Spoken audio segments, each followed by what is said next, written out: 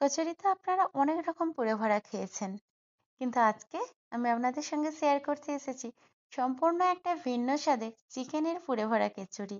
একবার এইভাবে অবশ্যই বাড়িতে বানাবেন, দেখবেন অসাধারণ খেতে লাগে। এর জন্য আমরা এখানে 250 গ্রাম বোনলেস চিকেন নিয়ে নিয়েছি।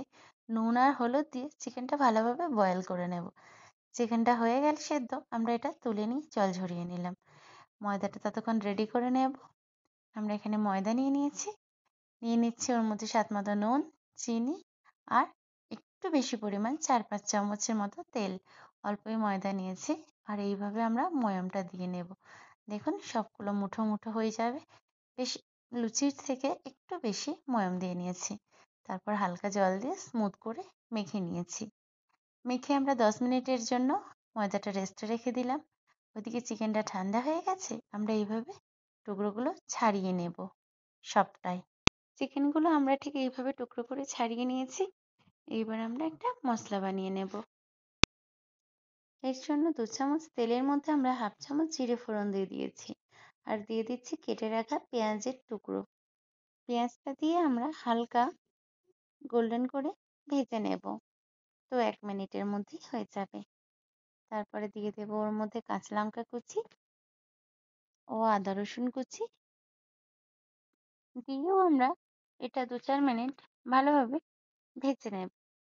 মশলাটা কিন্তু আপনারা সবসময় ভালোভাবে ভেজে নেবেন, যাতে করে ওর কোনো রকম কাঁচা গন্ধ না থাকে।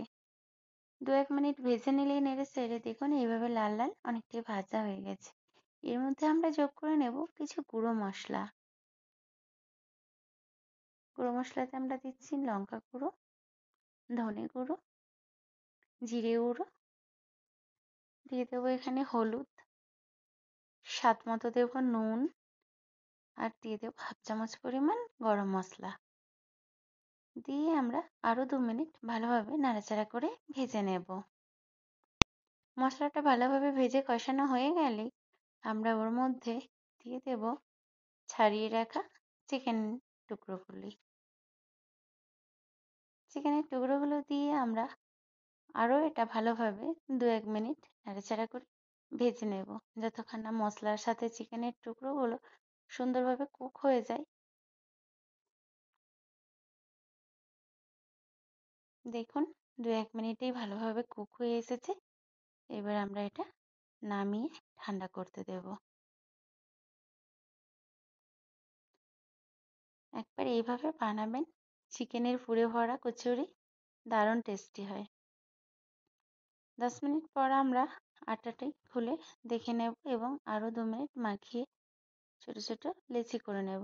লেচিগুলো খুব ছোট করব না, যেমন আপনারা রুটির জন্য করেন ঠিক সেই রকমই। এরপর গোল করে নিয়ে একটা বাটির শেপে আমরা লেচিটা রেডি করে নেব।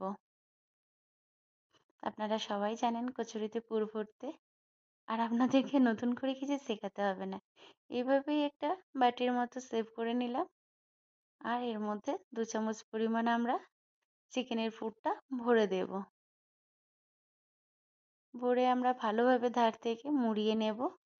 বন্ধ করে দেব কচুরির মুখটা ভালোভাবে। দিয়ে ঘুরিয়ে ঘুরিয়ে চেপে চেপে সিল করে দেব।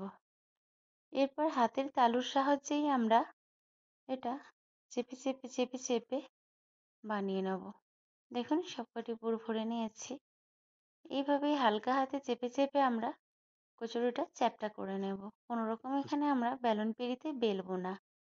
এইভাবেই হালকা হাতে চেপে নিলেই রেডি হয়ে যাবে। সবকটা রেডি করে নেব আর তেলের মধ্যে ছেড়ে দেব।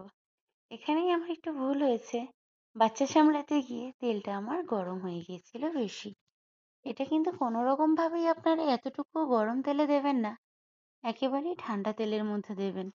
আর ওভেনের ফ্লেমটা সবসময় মিডিয়াম রাখবেন। মিডিয়াম ফ্লেমে ঠান্ডা তেলের মধ্যে দিলেই কচুরিগুলো খুব সুন্দর ফুলে উঠবে এবং ভালোভাবে এইরকম একটু লাল লাল করে গোল্ডেন করে ভেজে নেবেন।